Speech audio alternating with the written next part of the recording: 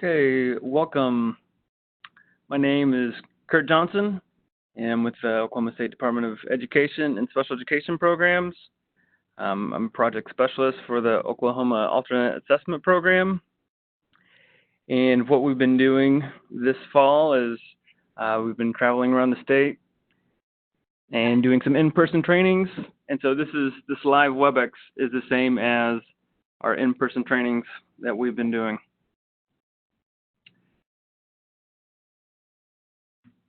Today's agenda, we're going to be going over the Oklahoma Alternate Assessment Program itself. We'll be talking about student participation requirements for the OAAP.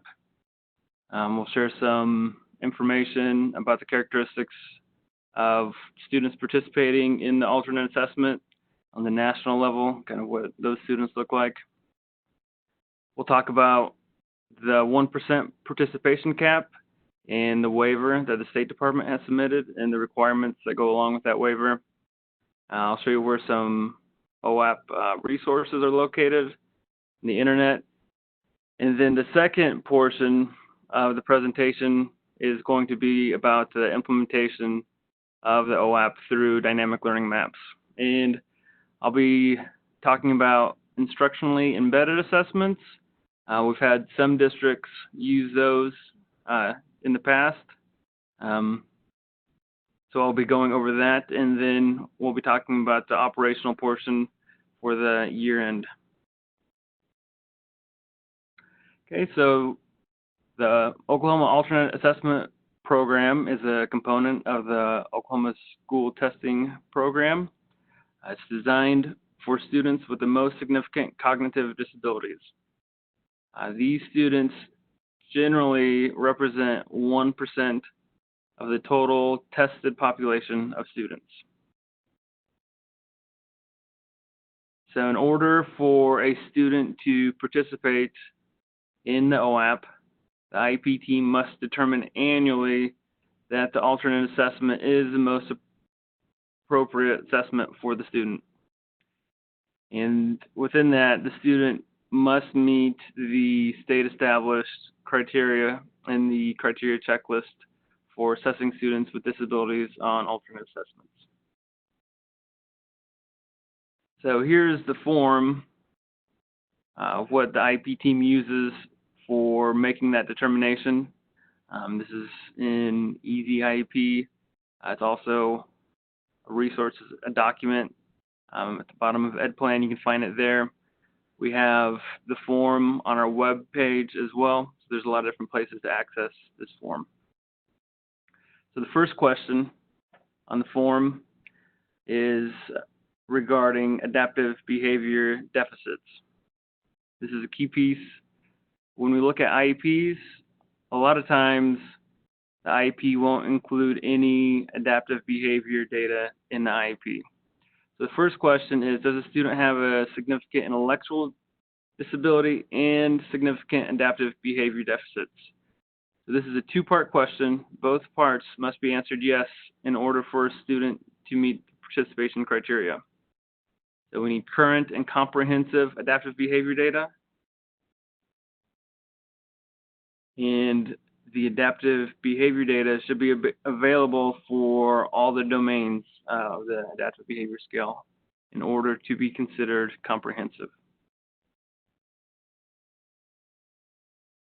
So these are the domains that need to be included in the evaluation data in order for that piece to be considered comprehensive.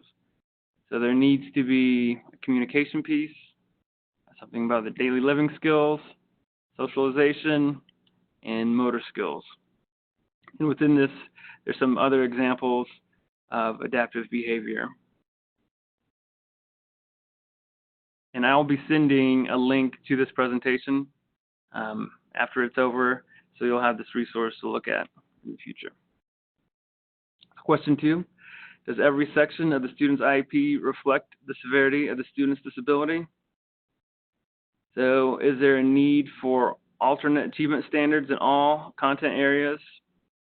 The present levels of performance indicate a severe profound disability. Annual goals, short-term objectives are present in the IEP, which that is an IDEA requirement for any student who's going to be participating in the OAAP. They need to have those short-term goals or objectives, benchmarks in their IEP. And lastly, accommodations, modifications, supplementary services indicate severe disability and the need for intensive supports. So for example, at the state level, we've seen students' IEPs. The IEP team has decided to use, for their academic areas, they've decided to use academic standards within that student's IEP, and they'll use an Oklahoma academic standard, a general education standard that's 2 or 3 grade levels below the student. And these are the skills that the student is working on. However, when it comes time to test, we can get a question that will say, well, what tests will the student take? He's been working on, 3rd grade content all year. He's an 8th grader. So is he going to take a middle school test, or is he going to take, one of the higher elementary level tests? Which test is he going to take?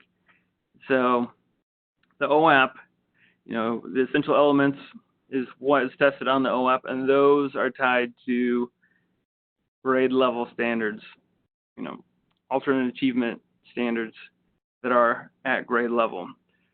So if you are using, general ed academic standards in the IEP for some of those academic areas, you might want to consider using essential elements that are, at that student's grade level and include those skills that a student could be working towards. Question 3, lifelong supports. Does the IEP team feel extensive family community supports will be a requirement regardless of modifications, accommodations, or adaptations implemented in the student's program? Again, this goes back to adaptive behavior. Is the student receiving supports in all different settings in the school, at home? Is the safety of the student a concern? And this is something that's going to continue with the student throughout their life, in some degree or capacity. Question 4, multiple settings. Does a student require intensive and extensive direct instruction in multiple settings to acquire, maintain, generalize, and demonstrate knowledge of skills? So this relates to the intellectual functioning and the ability to generalize knowledge.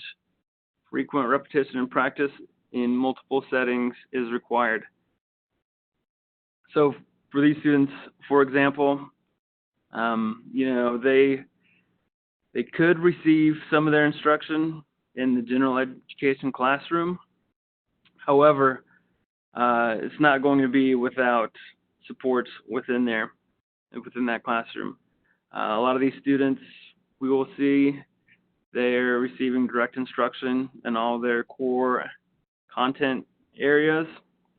And then when, for example, in the mornings, when they're getting off the bus, there's some type of pair or aide there to support them. They'll have that support out at recess when they're interacting with their friends. And then at the end of the day, helping them get on the correct bus and safely get on the bus. There's another aide or para there to assist the student.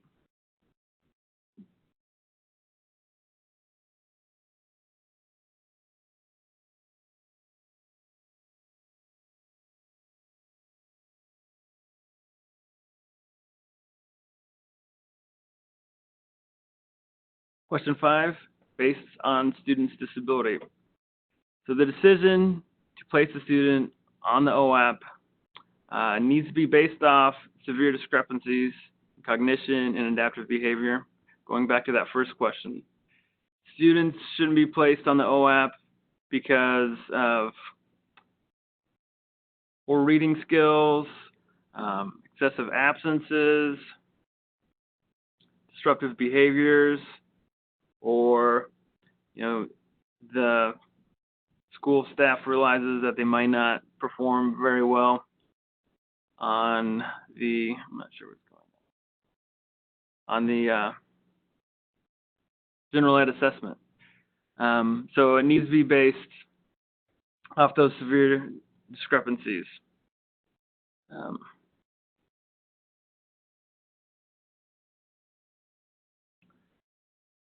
sure what is getting an error message here. We'll see too students that are placed on the OAAP that right before the testing window, or maybe 6 weeks before the testing window opens, we have a third grader. They maybe their IEP is such that they're receiving some of their instruction in the general ed classroom for reading and math. They don't have those supports like we would see with some other students. They perform poorly on the STAR reading assessment. STAR reading assessment is going to show that they're not going to pass the general ed assessment. So the IEP team meets and they decide that the OAAP is the most appropriate assessment for the student. That's something the IEP team could certainly discuss, but it shouldn't be based off that. This is you have to look at the adaptive behavior data within the student's IEP. It's a two-part question. That first question is 2 parts.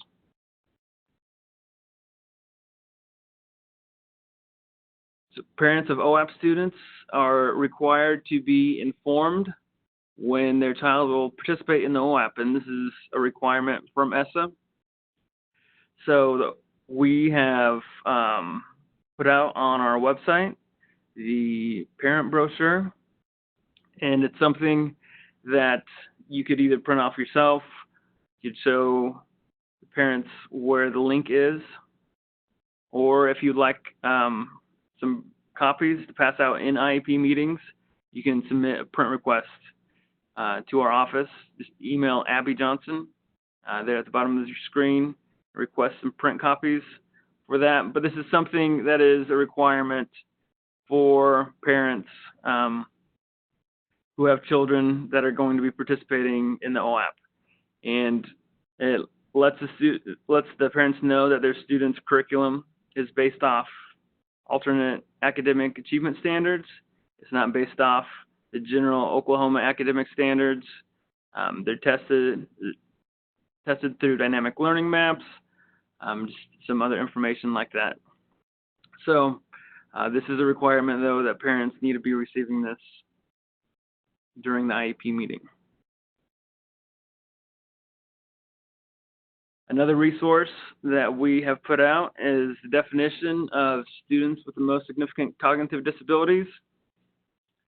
And this is a definition that was created by a group of special education stakeholders. I believe we had some teachers, directors, people at the state office get together and come up with this definition. This definition is also available on our website, and I'll show you at the end of this slideshow where you can find some of those resources.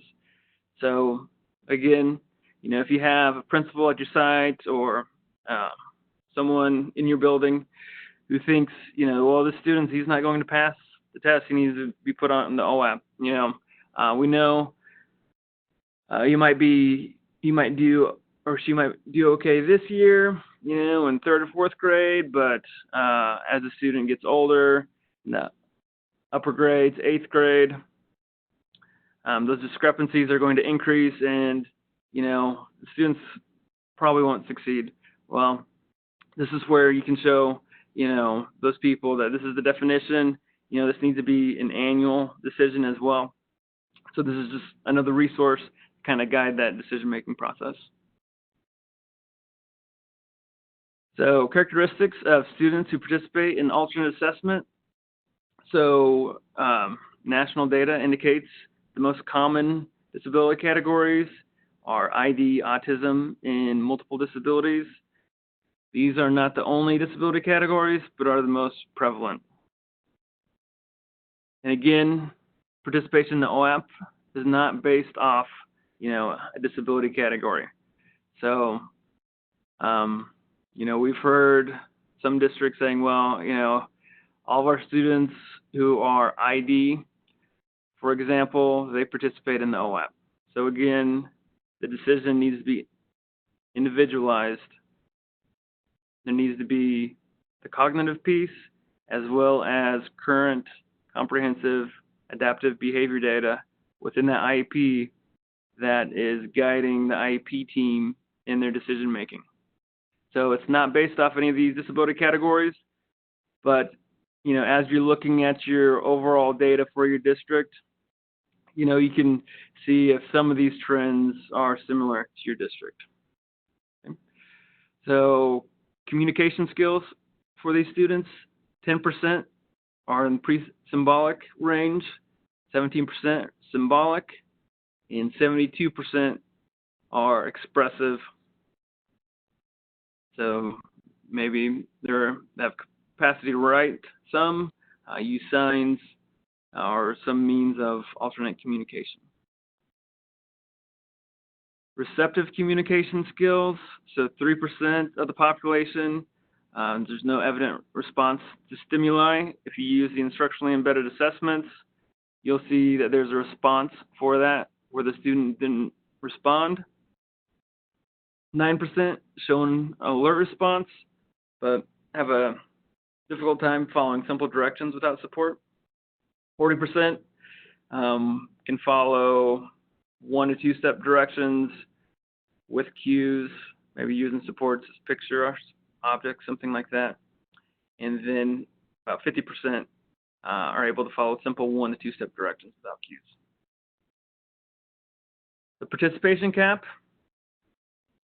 So earlier this year in August, I believe the end of August, was justification statements were required for all the districts that exceeded the 1% cap, and that is brought about through the Every Student Succeeds Act, and they place a cap on statewide participation in the alternate assessment at 1%. And so the 1% cap is calculated for each subject area, so it's calculated for math, English language arts, and science. Well, in the 2017-18 school year, our participation percentage statewide was 1.48% in math and reading. Science is always going to be a little bit different. Has a smaller testing population with just 2 grades being tested. The year before, the state was at 1.7, I believe, and we were the 5th highest in the nation 2 years ago. So we've come down since then. We don't have the preliminary data from this last window, but we anticipate that it probably went down again. For this upcoming year, we are going to submit a waiver again because we anticipate exceeding that cap. So as part of that waiver that the Oklahoma State Department has submitted, the state must demonstrate growth towards that 1%. So we are given the task of providing oversight to districts through professional development trainings like this. We did some on-site training last year. We did some monitoring of districts that exceeded. I think we went to 15 districts and provided some on-site intervention monitoring to those districts that exceeded, that were well over the 1%. And then another area for this upcoming year is we're doing some targeted desktop monitoring, where we're looking at the students who will be participating in the OAAP this upcoming year, and just kind of looking at the overall district size. What are some of those students' disability categories? Historically, has this district been over? And then going in and seeing if some of those evaluation pieces are in the students' IEPs or not. So moving forward as a district, just remember to consider the most appropriate assessment for each student. Also, remember that UDL principles are incorporated into the general ed assessment. So there's a lot of different accommodation features within that test that would provide access to those items that some of our OAAP students would have access to, or previous OAAP students would have access to. Next is to provide the appropriate accommodations in the classroom. Again, the students should be receiving these accommodations throughout the entire year if they are going to participate in the OSTP, so that when it comes time to test, the student's familiar with these accommodations. They know how to use a calculator. They're familiar with using a calculator. This is going to prevent them from just sitting there and playing with the calculator when it comes time to take the math test. Also, the OSTP, they allow for a lot of different accommodations. So, if you have the read aloud accommodation approved for the student, ELA test could be read aloud. If not, math can be read aloud. That doesn't require, the ELA read aloud accommodation. Math, science, U.S. history if they're a grade 11 student.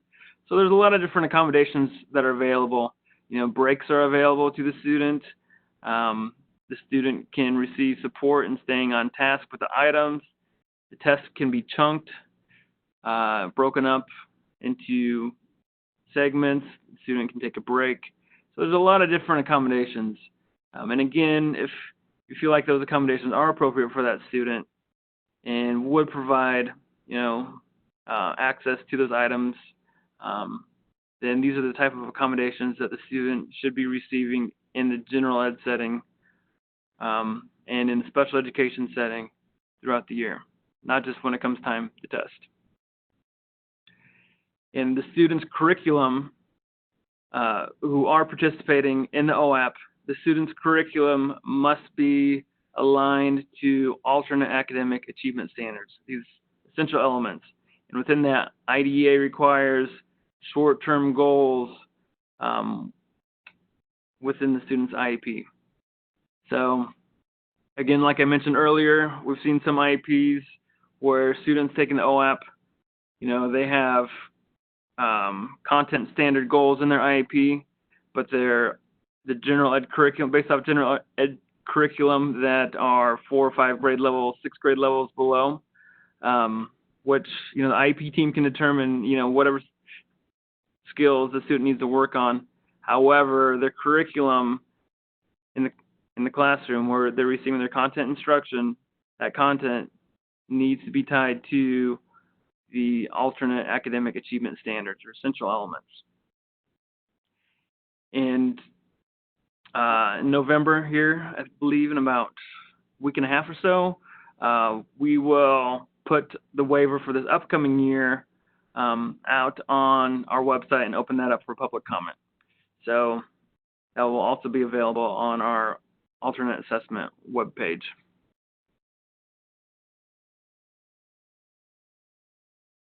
If you have staff who's unfamiliar with, the characteristics of students with most significant cognitive disabilities, they're not exactly sure what the OAAP is, maybe they're a new teacher, there's a Pepper module in EdPlan. I believe it's module number 119, and it's a great resource. Just kind of gives you a general understanding of OAAP, purposes of the OAAP, and the students that it's appropriate for.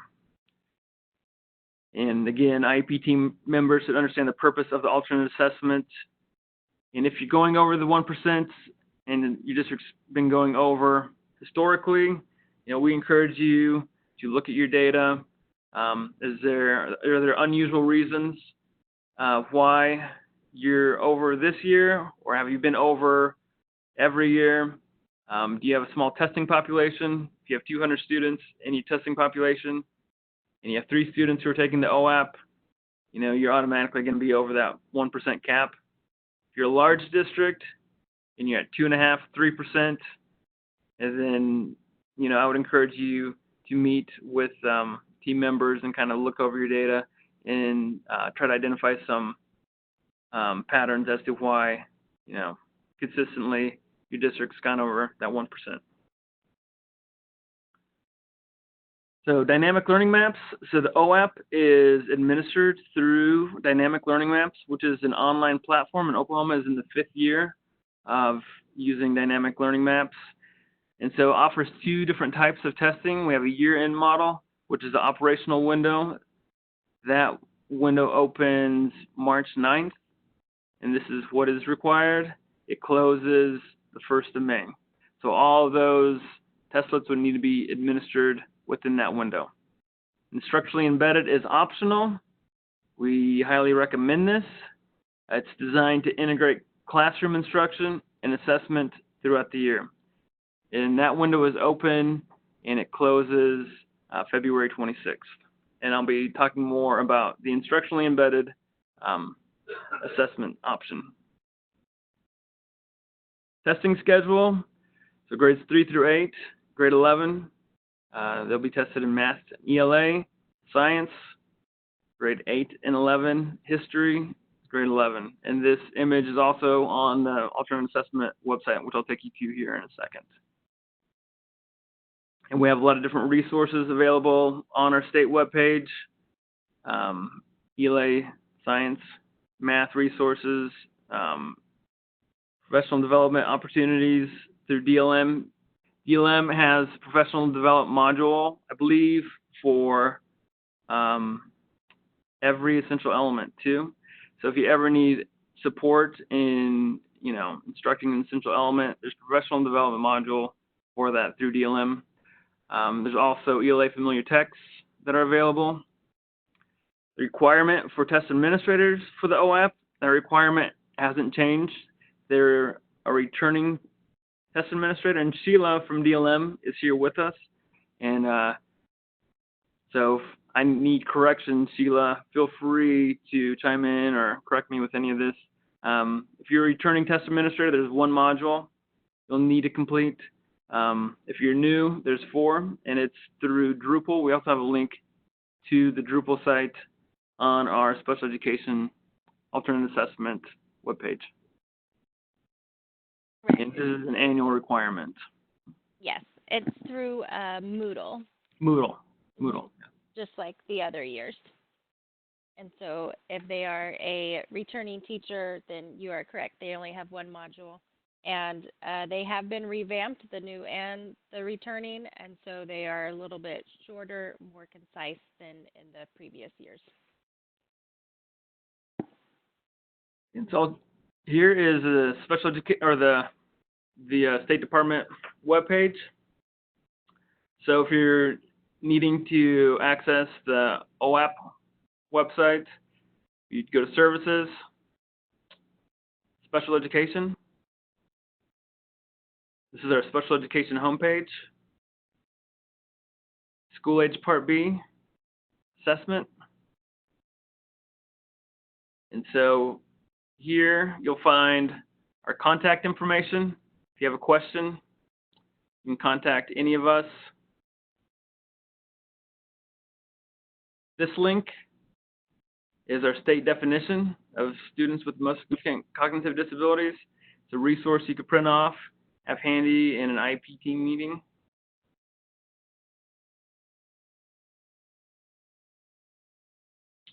Here is the OAAP parent brochure, which I mentioned earlier, and this is a requirement through ESSA. You're able to print that off, or again, you can submit a print request.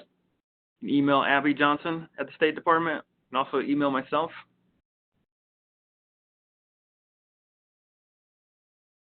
Updates and memos, at least once a month, and especially once it comes time closer to the testing window, we'll send out OAAP updates and memos, and that is through our special education listserv, which also this training, the information about it was sent through the special education listserv. So hopefully a lot of you already signed up for that. If not, you can fill out this form here and get signed up to be a part of our special education listserv. Then as Also on here, you'll find the ELA Math Science Blueprints, Oklahoma High School U.S. History Essential Elements. We have a link to the Kite Educator portal here, the DLM hotline, which is specific to the state of Oklahoma. So if you ever need any type of assistance creating rosters, editing student information, anything like that, you can always contact one of us, which again, our contact information is up here, or you can contact DLM. And DLM, they have people who specialize in assisting with your data, editing students, helping create rosters. So they're a great resource to use, and they're very helpful as well.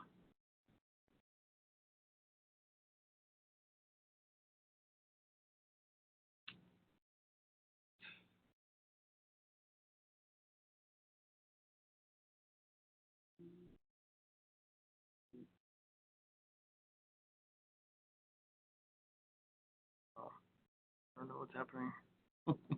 Hold on here. We get to the. All right, there's the website that I just showed you, and our contact information is there as well. And again, I'll send a link to this presentation. So OAAP is administered through dynamic learning maps. And so this is the dynamic learning maps portion of today's presentation. So I'll be talking about student upload and tasks in Educator portal. I'll be talking about instructionally embedded assessments. And within that, I'll show you the instruction and assessment planner. There's some Testlet examples that we'll cover. I'll go over more about the assessment window, which is the requirement, the operational window, and show you where some dynamic learning maps, instructional materials are also available. So currently, in Educator portal, students have been uploaded. So your student district, student data is there for your district. So I don't know if you've gone into Educator portal or not.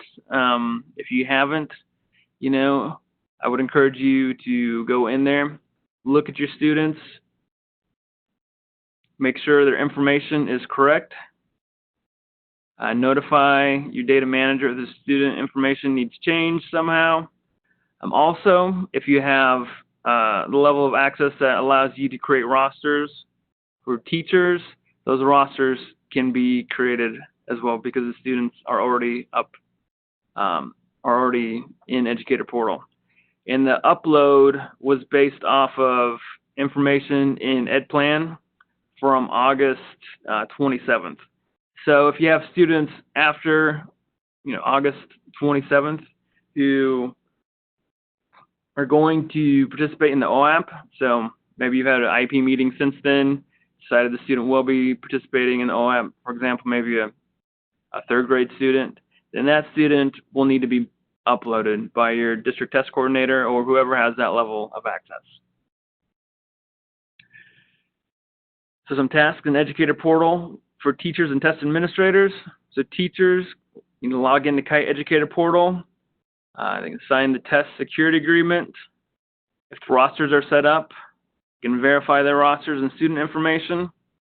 Once that's complete, they can complete the P&P and first contact survey for each student. And they can start with the test administrator training through Moodle. So the requirements for use of instructionally embedded assessments. So the teacher must complete the required test administrator training, sign the security agreement, have uploaded Kite student portal onto the testing device that the student will be using. The previous Kite student portal for the students, that needs to be removed from last year. They have updated the software. They've added some more security features to it.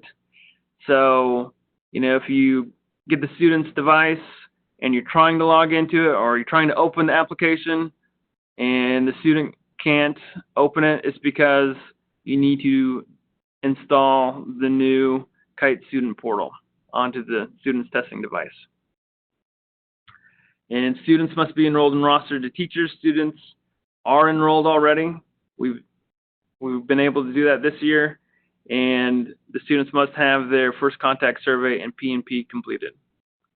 And these are the same requirements for the year-end testing. So again, or I'll talk about this more, I should say, these requirements for the year-end and the instructionally embedded, these requirements are the same. So if you're already doing the requirements for year-end and starting this, once you've met all these requirements, you'll have the ability to do these instructionally embedded assessments. So P&P and first contact survey, personal needs and preferences, test administrator selects accessibility supports for the student, first contact survey, and the test administrator is going to answer questions about the student. The system uses the test administrator's response to determine the appropriate linkage level for the student's first testlet, and that is for the year-end testlet. So the first contact survey is very important. You want to make sure that is completed as accurate as possible, so that as the system makes its changes based off the previous testlet, the next testlet is still within that student's level. And again, these are the same requirements for the year-end testing. First contact survey needs to be submitted every year for the student. It includes questions about sensory and motor characteristics, computer access, their attention, communication level, academic skills, and again, it also helps determine the linkage level for that first testlet for the year-end model. So in order to do this, you're going to view the student's record. So this is a screenshot of an example of a DLM student. So you're viewing their record, and you'll see these two links that are highlighted here, their P&P profile and their first contact survey. So instructionally embedded assessments. You might be asking yourself, well, what are these?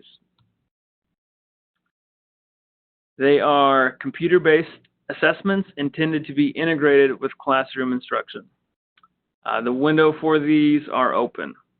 And so again, like I mentioned in the first part of the presentation, students who participate in the OAAP, their curriculum is tied to alternate achievement standards. And so these are assessments that can be integrated into the classroom instruction using those alternate standards or essential elements. So benefits for teachers, gives them guidance instructionally, gives them experience administering testlets, provides feedback of how that student is performing on that specific essential element, and it integrates instruction and assessment seamlessly. Benefits for students, gives them experience taking tests customized to their needs. It allows them just another opportunity to demonstrate what they can do. So instructionally embedded assessments are taken anytime during the window when a student is prepared based on the teacher's provided instruction. And these are an individual assessment, not a group assessment. So it's designed for your specific student, or a specific student, I should say. So using instructionally embedded assessments. So you're going to need to identify your students' knowledge skills, understanding relative to grade level targets, utilize students' progress report to evaluate if additional instruction is needed, determine if the student's ready to move on to another linkage level or essential element.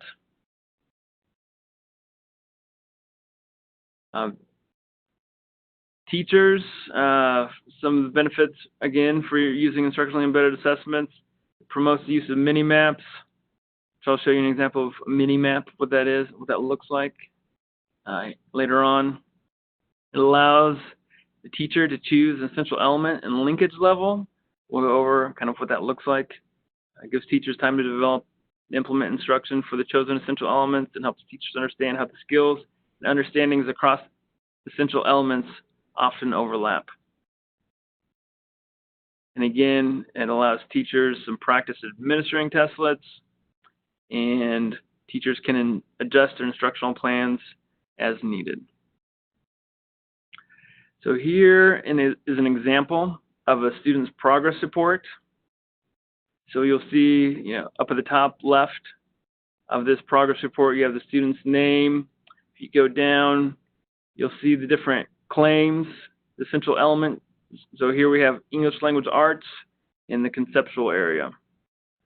So the teacher has gone in and they've chosen the essential element, conventional writing, at the 4th linkage level. And that first row shows where the student's been assessed and so forth.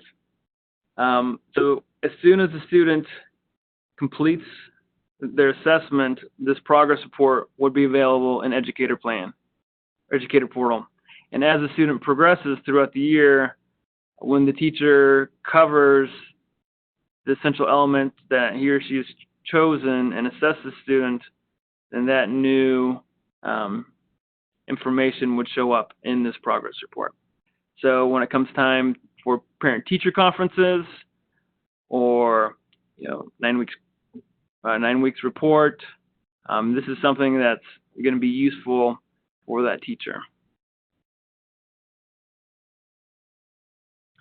So again, for the student, it provides them opportunities to take testlets, more practice, and it gives them opportunities to demonstrate what they know and what they can do. So teachers have the ability to customize the number of assessments they want to create.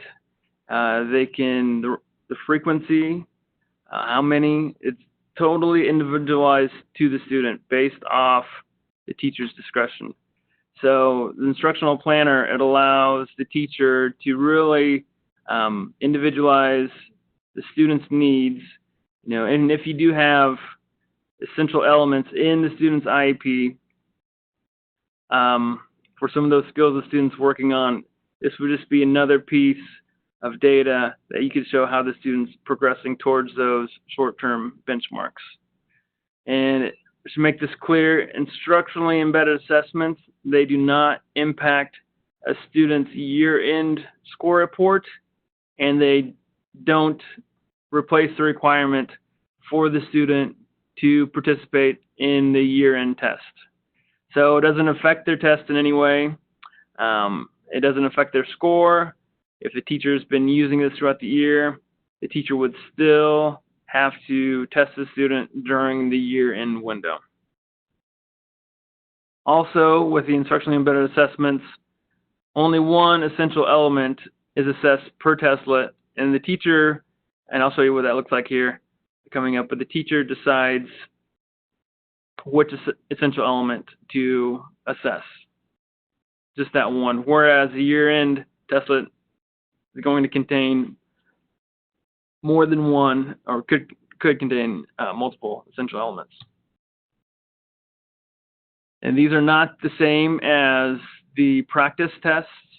Right before testing, students have the year-end testing, students have the practice testlets. These are not practice testlets. These are geared towards integration of curriculum and assessment throughout the year for the teacher.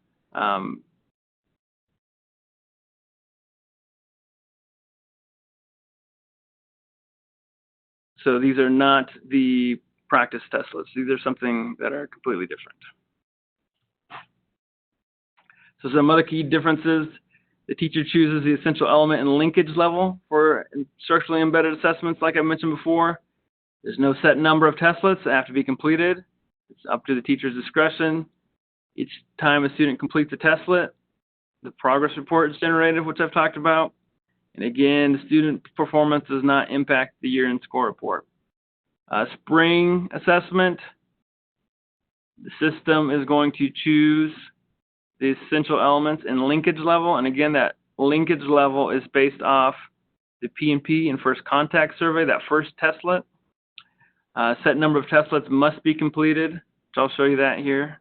It varies by grade and subject. Student's progress report is not provided after the student takes each testlet. Student performance used for the year-end student score report for the spring assessment, which is something that's a federal requirement for the state. So those are the differences between the spring assessment, which is a requirement, and the instructionally embedded assessment, which is optional. Just a word of caution, instructionally embedded assessments are designed to use after instruction has occurred. They're not, progress monitoring. It's not a baseline test to see, if you have a new student to check where they're at. That's not the intent of the instructionally embedded assessment. And they're not benchmarks or interim tests. They're not going to predict how the student's going to perform on the year-end test.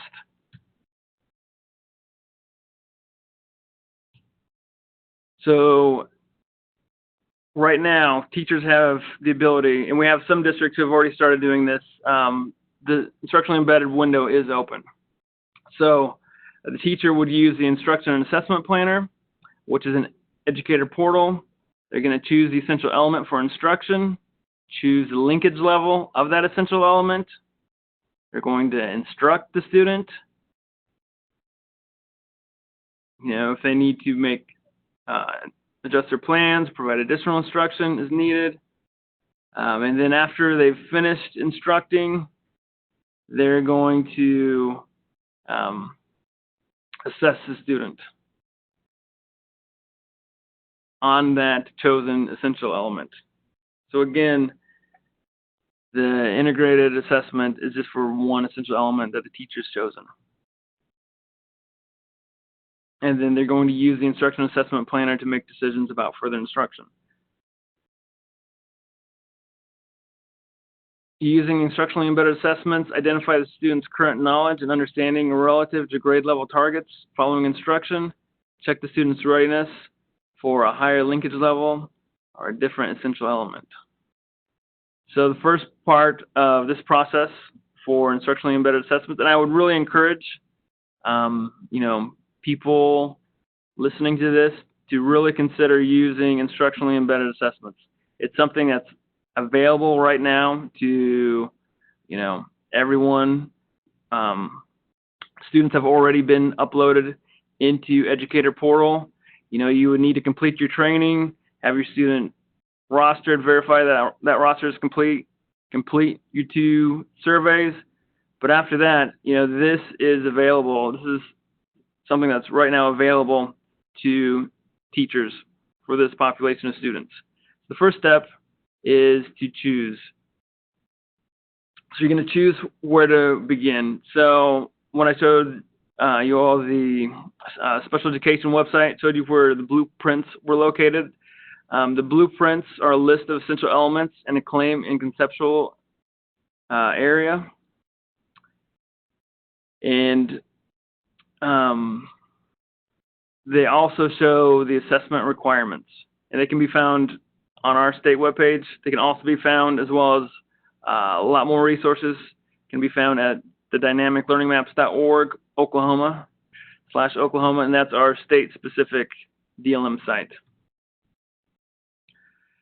So ELA and Math Blueprints have been updated. They do not look exactly the same as they did last year. So if you haven't looked at them yet this year, and when you pull them up, it might throw you off a little bit, just know that it's been updated.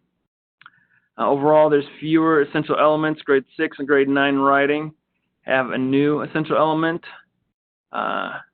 Testlets will assess one essential element, like I mentioned, for the instructionally embedded assessments.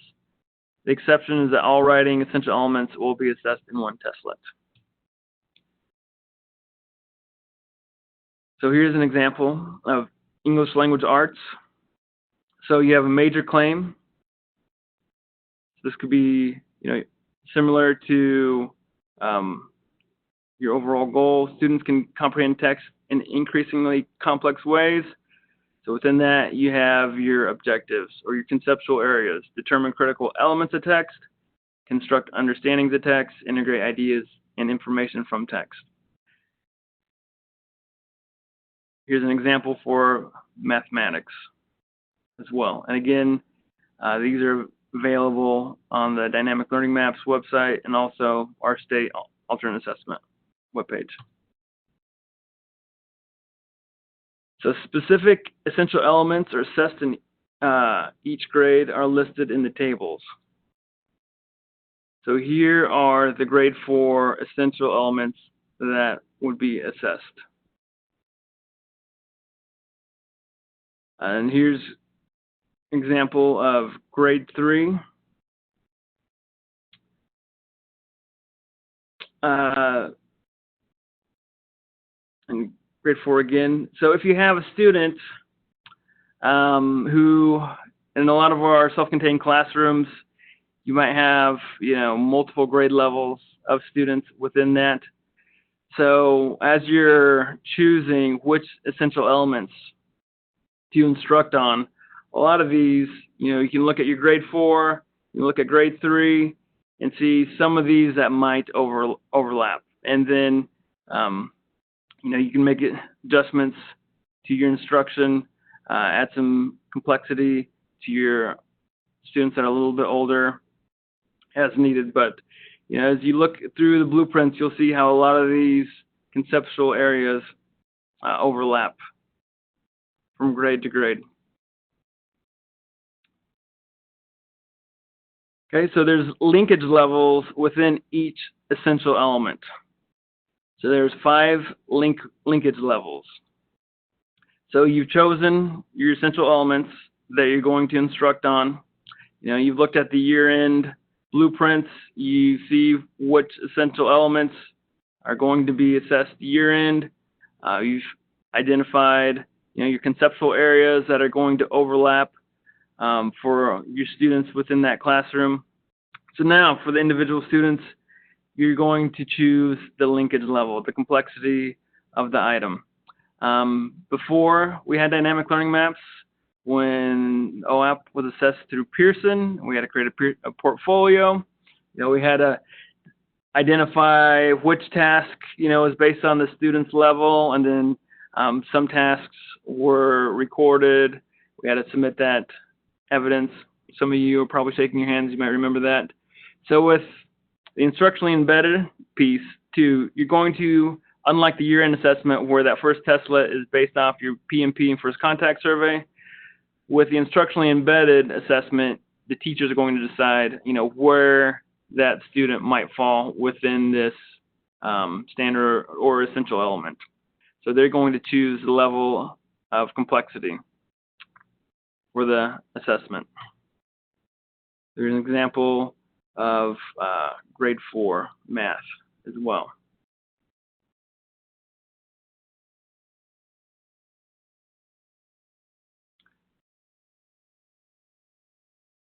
So here are grade 3 essential elements that are going to be assessed. And this is an example of showing a teacher picking which essential elements that they're going to use. You can see how grade 3 and grade 4, this is an example that I mentioned earlier. Some of these items might overlap. These conceptual areas would overlap. So this is the teacher, this is the choosing part again, teachers choosing which essential elements to design their instruction off of.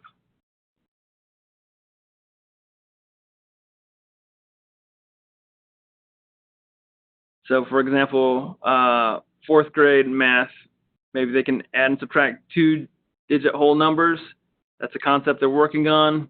Grade 3, Solve addition and subtraction problems when a result is unknown, limited to operands and results within 20. So it's the same conceptual area, but the level of complexity is a little bit different. The essential element is also based off of grade level alternate academic standards. So now, after you've chosen your essential elements, you're going to plan the instruction. So to do this, you're going to use Kite Educator Portal to do this. The window is already open, and again, you're going to have to. The teachers are going to have to complete their security agreement, their training. I've mentioned this before. Students are going to need to be enrolled, which all students have already been enrolled except for your newer students. They need to be rostered to the teacher for the subject, one roster for each subject area, and the PMP and first contact surveys need to be completed. So the teacher is going to access Educator Portal. Once they're logged in under Manage Tests, they're going to select the Instruction and Assessment Planner. And this feature has been totally redesigned. It's very user-friendly. DLM, they pulled aside some teachers who had used the Instruction and Assessment Planner in years past. They had candid conversations. They heard their gripes, their complaints, what they liked. And based off that feedback, they've redesigned the Instruction and Assessment Planner. So once you've gone to your Assessment and Instruction Planner, you're going to click on your student information. Again, the teacher needs to be rostered to, or the student needs to be rostered to the teacher. So the teachers aren't going to have access to this until a roster has been created. So the teachers are going in, they're finding their student, they're clicking on the student, and then they're going to view and create plans. So they've already chosen their essential elements. They've seen how some conceptual areas overlap. They reviewed the year-end blueprints. So this is a piece, they're going to take that information they've already gathered, and now they're putting this into Educator Portal. So here is the Instruction and Assessment Planner. So after you've clicked on that link from the student, this next page is going to display. So the teacher is going to then find the essential elements they've already chosen and the linkage level, the level of complexity for that essential element. So here we have ELA for grade 3 student, and they've chosen the essential element, associate details with events and stories from diverse cultures, and they've chosen the second linkage level, the distal precursor. And they're going to say, okay, I'm starting instruction on September 18th. So again, when it comes time to show the parent, during progress report or IP team meeting, you can show, okay, well, this is when the instruction occurred in the classroom. This is when it started. And then you had the progress report to show how the students did on that essential element. So this aligns to what's happening in the classroom. And it's a tool to really, it's a great resource for your teachers with these severe profound students. I was a teacher for OAAP students, and a lot of times I'm providing so many supports within the classroom and getting them into a familiar routine, instructing them. But then when it comes time to actually support your evidence or have evidence for how the students actually been demonstrating their knowledge in the classroom, it's always a challenge because you don't know how much support you're giving the students sometimes. Maybe, it's too much, it's not enough. But here you have, a planner that's available to all the teachers can use this planner and show, when these essential elements are being taught and how the students doing throughout the year. So it's a great resource. I wish when I taught that this was available. ELA text, so if there's themes that the student might be sensitive to, the teacher is able to identify some of those themes and remove it so the student doesn't respond negatively when that theme is presented. So sensitive themes, if you do have some of those students that might be sensitive to that, there's an option to remove sensitive themes. ELA. So your next step would be to select the essential elements and linkage levels. So here we've selected 2 essential elements and going to the linkage levels. And you can choose different linkage levels for different essential elements as well.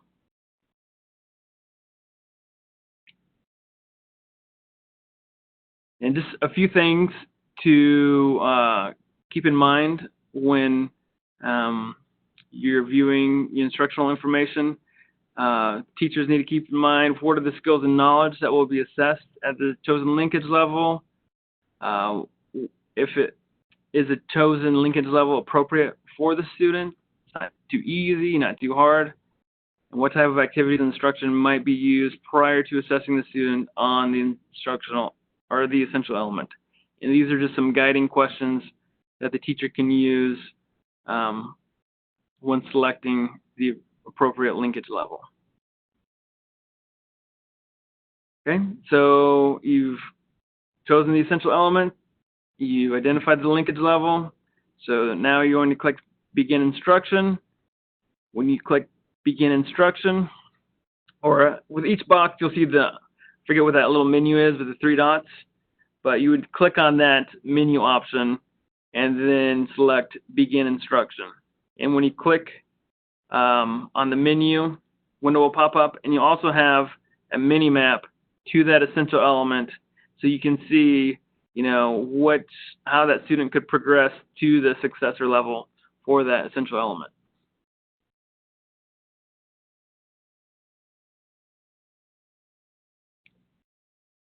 So here is a mini map. So you have an essential element. Here you have grade level standard, your essential element, and the different levels of linkage levels for the student. So you have, this would be the steps to that successor level. You have the initial precursor, where the student can seek objects that are absent for this particular essential element. Maybe you don't want to start the student there. You can choose where to start the student, but in order to get to that proximal precursor, that last essential element, the teacher can look at that mini map there and see, you're moving from can seek objects that are absent to can associate details with events in a familiar story.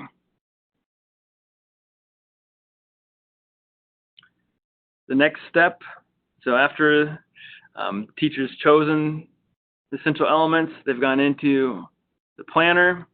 Now they're going to instruct the student. That's pretty self-explanatory. You might need to adapt the instruction like we mentioned before. The teacher has the ability to, there's no set schedule for this, like I've mentioned as well.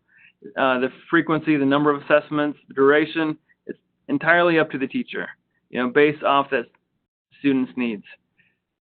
So the instruction is really designed for that, for the student. And then last is assess. And you would repeat this process as many times as needed throughout the instructionally embedded window. So when it comes time to take the test, the teacher would log back in to the instruction and assessment planner, and they would assign the testlet.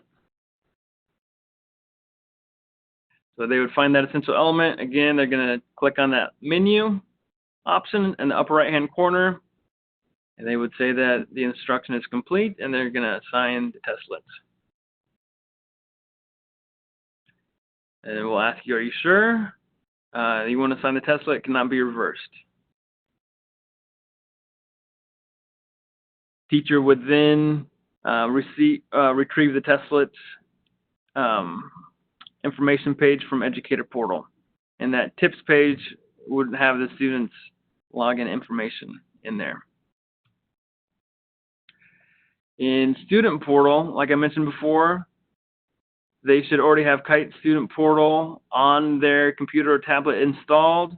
Remember, an update has been put out for that. So if you're using last year's version, that needs to be removed. If you haven't removed it, it must be removed, and you must install the newest version.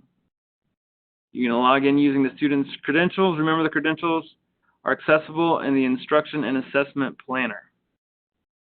And select Take a Test, which showed you what that looks like, and select the desired testlet.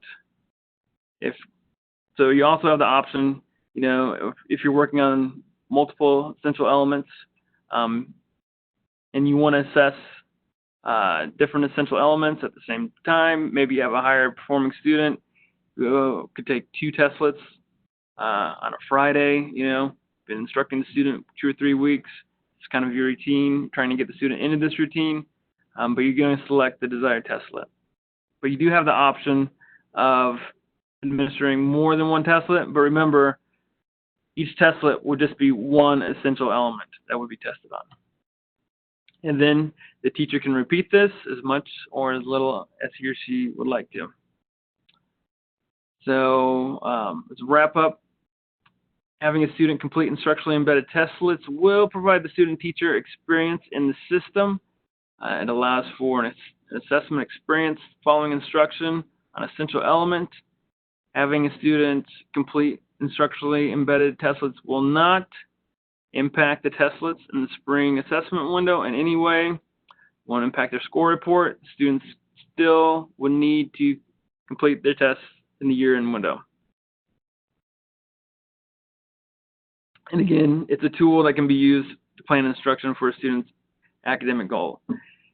And I would add to that just what I've mentioned before. You know, it's also a way to have that clear evidence that, yes, the teachers following the student's IEP, especially those that have those academic goals in there that are tied to essential elements, short-term benchmarks, you have the evidence to show that their curriculum in the classroom is tied to the essential elements, which is a requirement for any student taking the OAAP.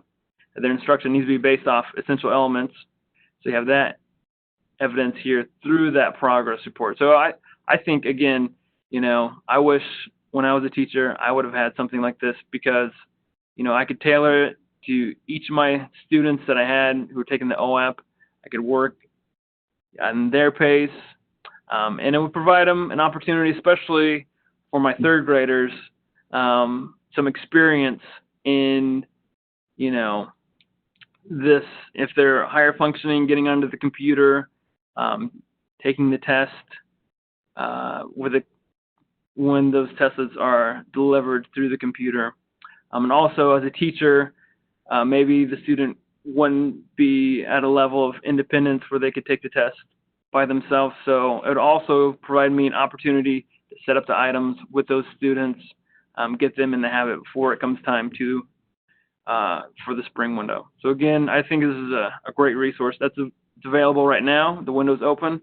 So I would really encourage you all to have these conversations at your school, your district, to use these. And, you know, a district doesn't have to use it. Not everyone at the district level has to use it. You know, if you have a school, one school wants to use it, they can do it. If you have a teacher who's really comfortable with technology, excited about this, you know, if it's just that one teacher, we'd like the whole district to use it, but, you know, whoever wants to use it, it's available. And, you know, if they have questions, they can always contact us, and we can help them walk through this process. But we do have districts that have, you know, learned about it this year. They've already set it up, and they're using the instructional planner and assessing their students already. So we think that's great. And I would, again, encourage you really to consider using the instructionally embedded assessment planner and assessing these students throughout the year, especially on some of these essential elements that are going to show up in the year-end test. And it's a great way for teachers just to stay on task with their students and really monitor the progress of their students throughout the year.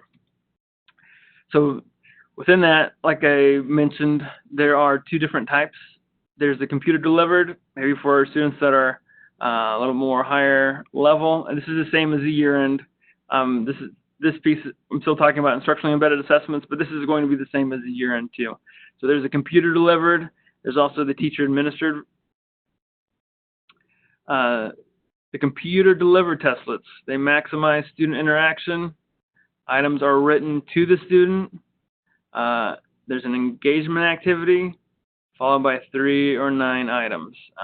It maximizes the student's independence.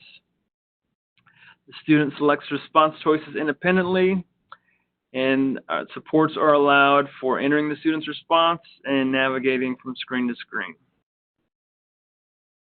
So here is an example of a computer-delivered testlet.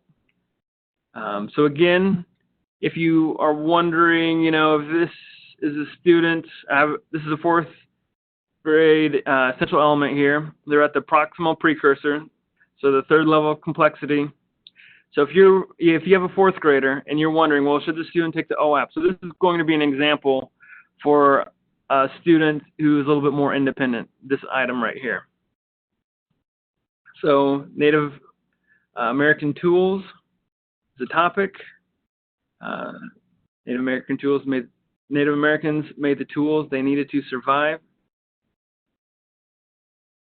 And here's the question, and here's their options.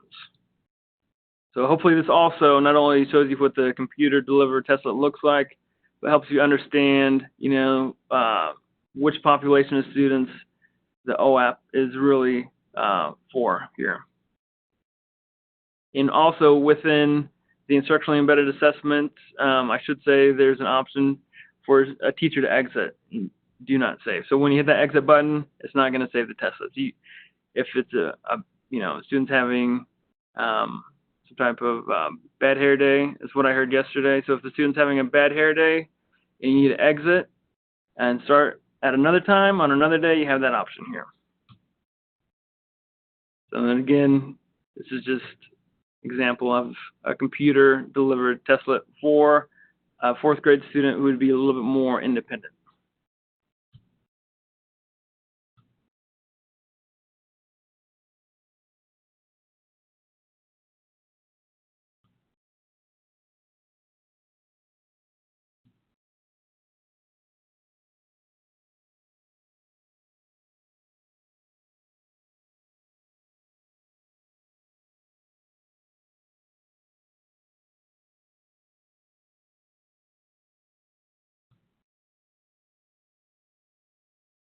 At the end, when you're finished, if you haven't answered a question, it will show that, if for your example, the 3rd response has not been answered, the blue dots mean you are done. And I believe in the past they were green, but now the dots are blue too, so that's also a new feature that's been changed.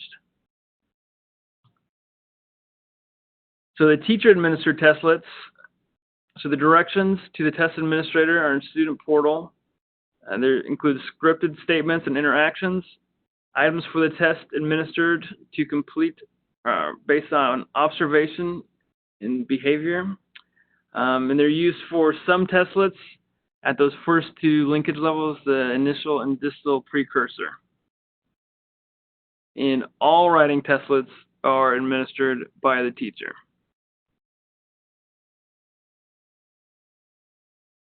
So for those teacher-administered writing testlets, there's an engagement activity where the student will select a topic, and research has shown when the student selects a topic, they're more likely to be interested in that topic rather than just a random topic is assigned to the student. So this is just another way for this special population of students to demonstrate their knowledge. A test administrator, you're going to follow educator directions, interact with the student, and then observe and record observations of the student writing. And then the writing product is not submitted. So here is an example of math at grade 7 at the initial precursor. And the essential element is solve multiplication problems with products to 100. So this is an example for a grade 7 student at the initial precursor for this particular essential element. And this is going to be a teacher-administered testlet again. So here's your educator directions. Gives the teacher directions what to do and the items that they would need. There's a list of items that are available on the Dynamic Learning Maps website or resources.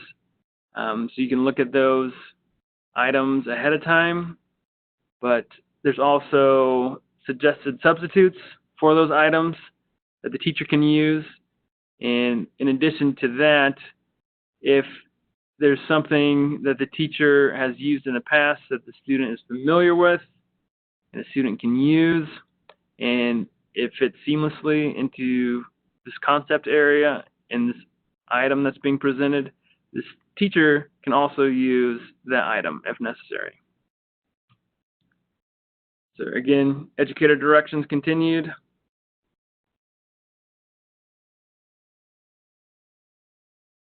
It provides a script for the teachers, and the teachers, they need to stay on script here.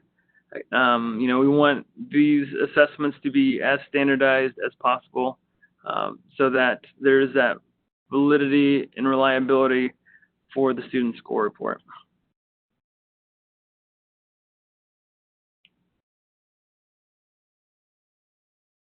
And then the teacher would record the student's response.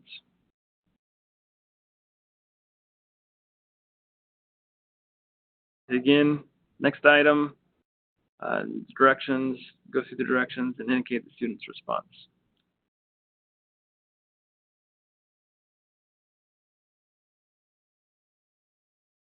And so at the end, showed that all the items have been covered and means you're finished here. So you'd end that testlet. Oh, excuse me, green check marks have been replaced with blue dots to indicate when an item was answered. So at the end, again, if you'll get, this window will pop up showing, making sure that are you sure you're finished? Especially, you know, if an item wasn't completed, maybe now's the time to go back and try to complete that item. And questions at the end, if you do have a question, we'll go through these questions at the end. So, spring assessment window. Now this is the operational window, which is required. It opens March 9th and it closes May 1st. Students are going to complete 5 to 10 testlets in each subject area. And those subject areas will vary based off the grade that the student's in. All testlets for each student must be completed during the spring assessment window.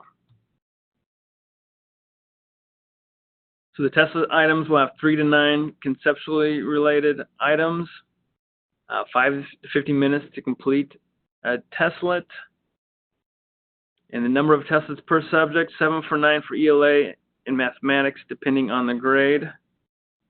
9th grade science are going to have, science is going to have 9, regardless of whether or not they're in the 8th grade or 11th grade. So they'll have 9 testlets. History, U.S. history for grade 11, they will have 6 testlets.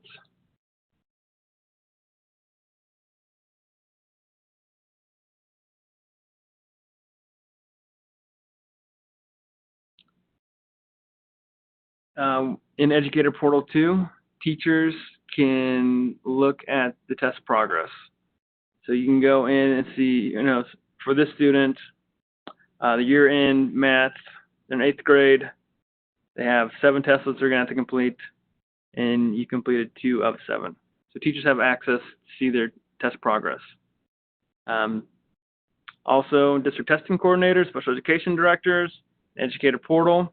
If you have that level of access, you could also, you could print off a report, an Excel spreadsheet, and see you're in a large district, and you can see, each teacher across your district where they're at in their test progress. And that's also accessed through Educator Portal. So there is a way during this year-end window to see where you are actually in that testing process. So manage spring assessments, you view student username and password, you retrieve the Testlet information page. To do so, all Testlets for each student must be completed during the spring assessment window. So that's something that I mentioned before. All these Testlets have to be completed by the end of the window. And the student's username and password, that won't change throughout the testing window either. So once the teacher's gotten that from Educator Portal on the tips page, that username and password is going to stay the same throughout the spring window. And again, make sure all the Testlets are complete before the window closes. So to view student username and password, you can select Manage Tests once you're logged in to Educator Portal. Test Management.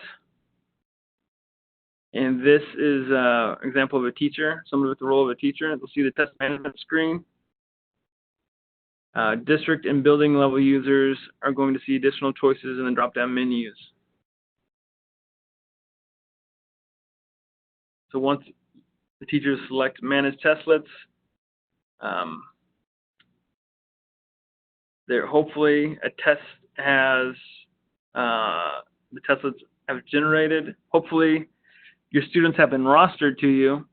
If your students have not been rostered to you, if you haven't completed your PMP, your first contact survey, when the testing window opens, those Testlets are not going to be there. They're not magically going to appear. You need to have the students rostered to you. So teachers must have their students rostered to them for each subject area they're teaching. So if they have students on multiple grades in their self-contained classroom, so you could create a math roster, an ELA roster, science roster, and then include those students on that roster, students of different grades on that roster. So again, that needs to be completed for the teachers before they can see any Testlets.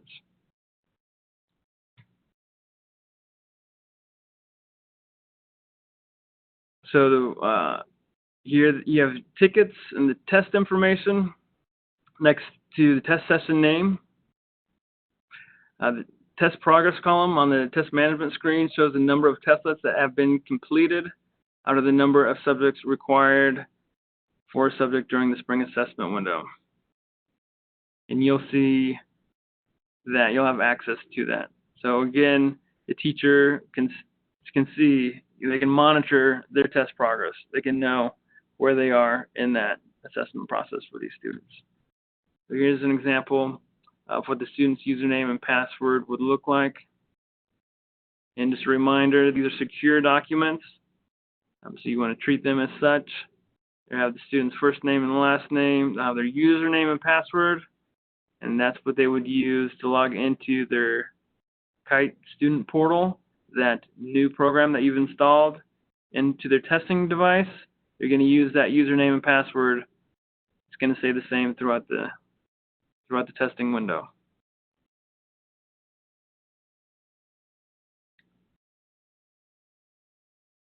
And the tips page, it's very useful, so you want to make sure you download that ahead of the testing. Before you test a student, get that test information, that PDF there, the tips page, and that's accessed through Educator Portal.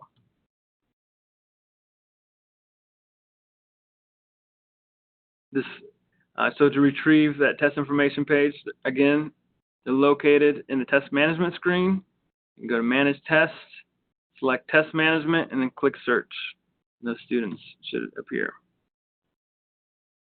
And again, that's what it will look like when you retrieve the tip.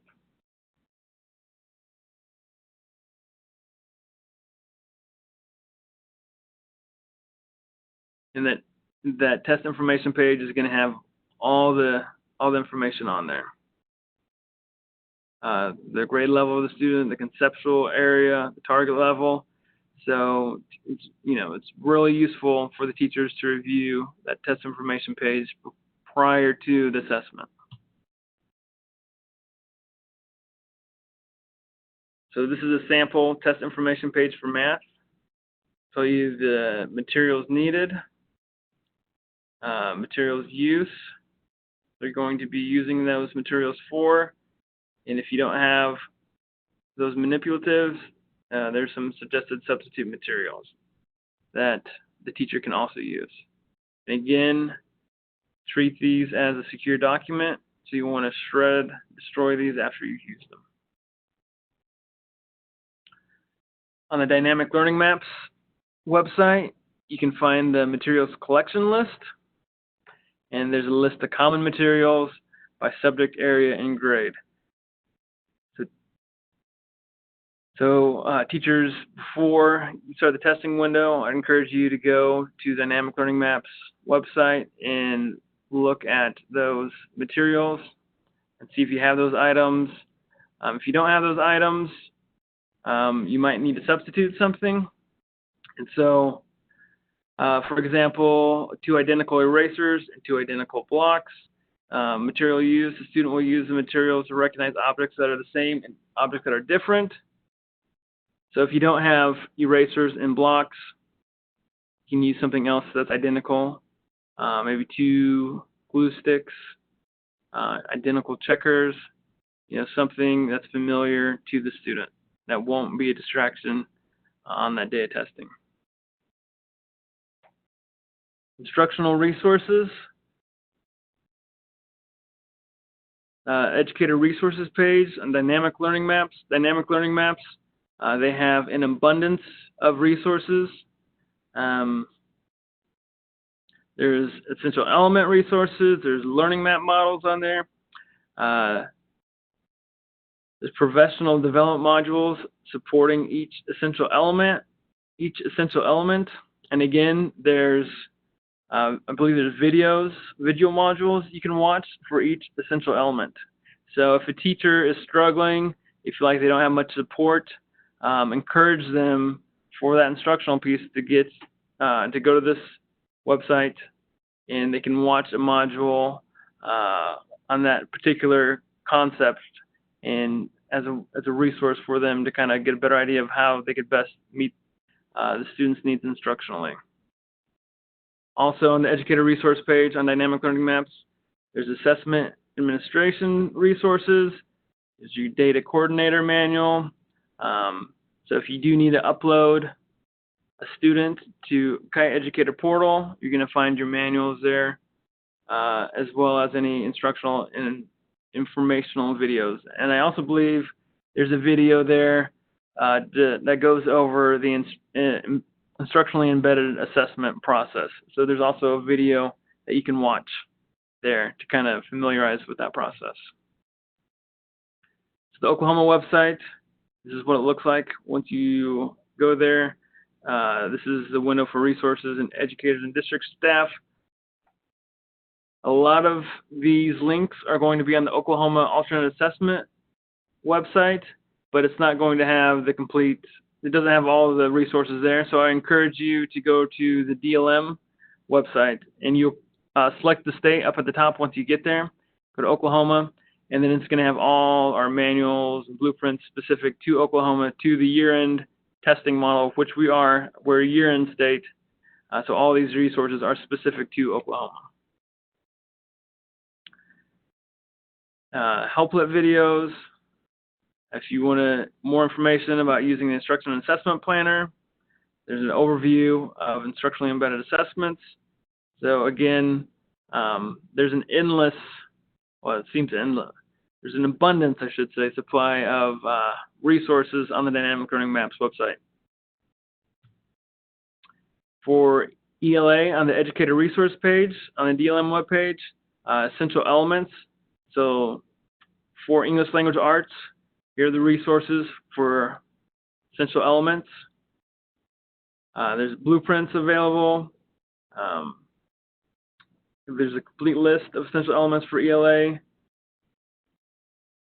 currently tested essential elements for ELA, professional development modules supporting essential elements, which that's going to be a spreadsheet, and you can reference that spreadsheet when you go to that other website I mentioned earlier and find that professional development module for that essential element. So again, this is just the English language arts portion. It's familiar text.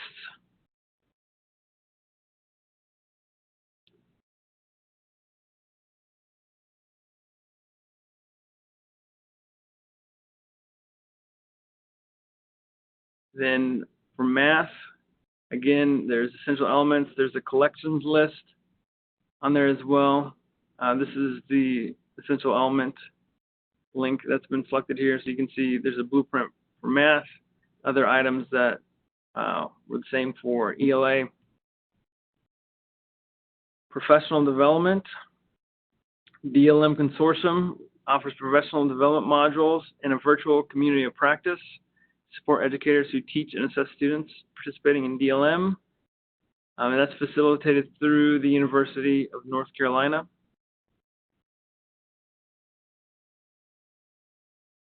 So this is where you would go to find the instructional professional development modules for those specific essential elements as well. So once you get to this page, you would select professional development, and then they're organized by claim or domain. So there's, for each subject area, it's organized ELA, math, science. So the teacher can go in, or as a district, you know, you've looked at your score reports, you identified some areas that students score a little bit lower on. You want to know, well, what are some ways we can instruct these students a little bit better? So you can find that claim, that area, and then have this resource here to help teachers with this. This is how it's kind of broken down. So math, claim 1, student demonstrates increasingly complex understanding of number sense. Then you have some options here. You do an online self-directed module, or if you're a director and you want to do a group for a group of teachers and facilitate that, they have some options there. And again, you just continue scrolling for the modules. And then here is that spreadsheet that I mentioned earlier. So you can go in and kind of see which concept, essential element, professional development module that you need to cover or you're interested in, and then you can kind of keep track of which module you've completed through that spreadsheet. So again, just another great resource. And that is it. That is a QR code for the presentation. For survey, feel free to click on the QR code and complete that survey. And my disclaimer on this is it's a little bit, it's with no audience, it's a little odd to go through this. It's almost like talking to yourself. So at this point, if we have questions with the chat box, we can go over some of these questions. I think Sheila kind of helped out with about everything that I saw. All right. If guests really have a question that did not get answered, if you would put it again in the chat box, and that way we'll know for sure we did not get to your question. And I'm sorry to make you do that, but we have quite a list of questions. But thank you, Sheila, for helping out so much out there. I saw you answering questions as we went.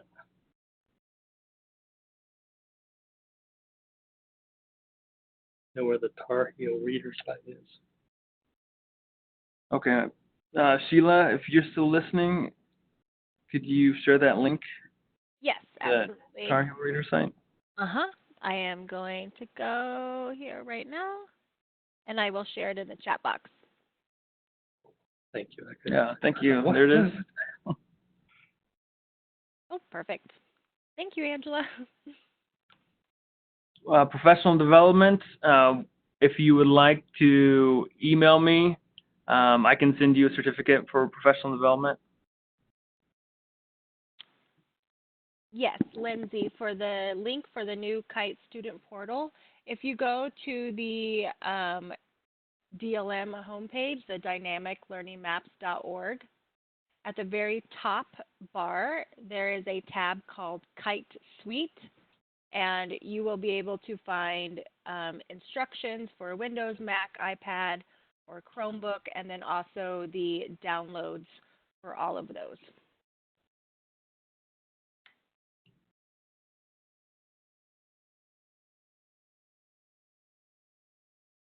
Okay, so for the OAAP information, I'm going to exit out this. So again, you're going to go to the State Department webpage. So this is the home page. Services up here at the top. Special education. This is a special education homepage.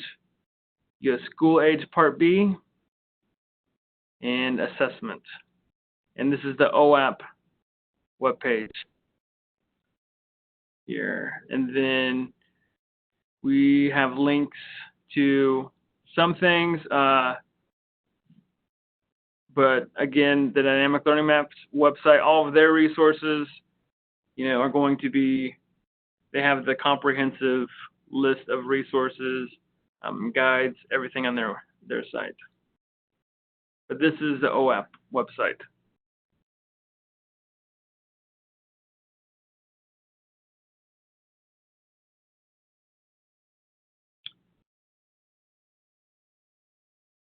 Anne asks, what happens if we are over our 1% cap?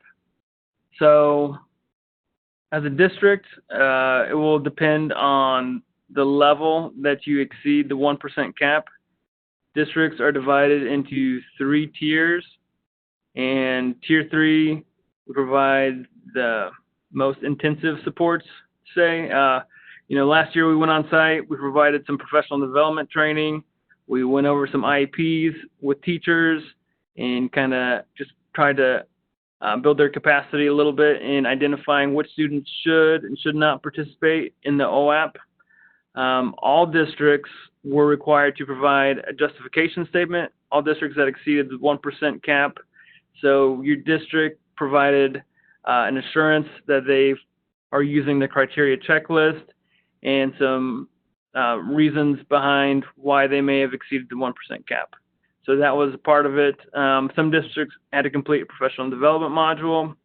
It was different based off that tier that the district was in. This next year coming up, starting in November, we'll be sending out information for districts that anticipate going over. We're in the process of developing that. That's not finalized yet. But again, subscribe to the Special Education Listserv, and that's going to keep you up to date with the most current information regarding the OAAP.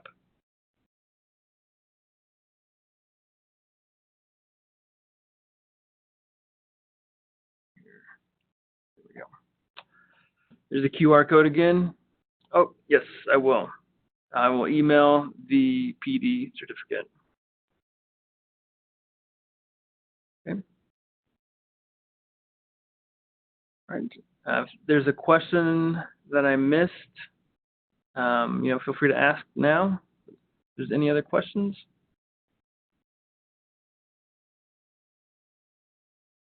So is this counted as a training we need to administer? No, the teacher training is something that's different. And again, that's done through Moodle. And you're going to use your Kite Educator portal credentials, so that same username and password to log into the Moodle site to complete your training. You don't have a QR reader. I learned earlier this week that if you use your picture app with your phone, some phones can use your picture app and then it will automatically see that it's QR and then take you to the survey.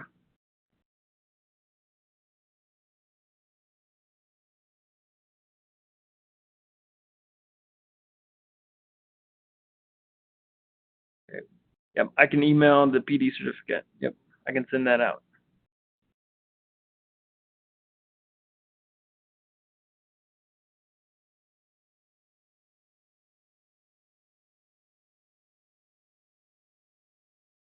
And I will send a link to this presentation as well. And it'll just be a URL, the file, the PowerPoint itself, you can download it from that link. So.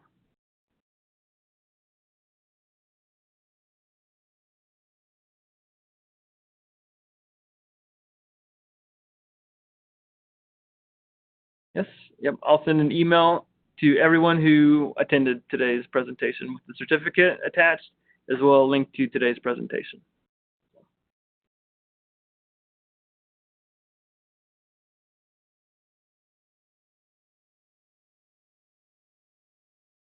Yes. That'd probably wrap. This WebEx, will there be a recorded link to it? So I'll have a link to this recorded version of it, and then we'll post that to the alternate assessment website. And there's one other in-person training this Friday in Moore Norman, and the morning session's full, but there'll be an afternoon session that's available. Yes, thank you everyone for attending. I appreciate everyone who signed in and stayed with it. Yes, I'll send it to the email that you registered for this event with. So whatever email you use to register for this event, the certificate and the link will be sent to that email address.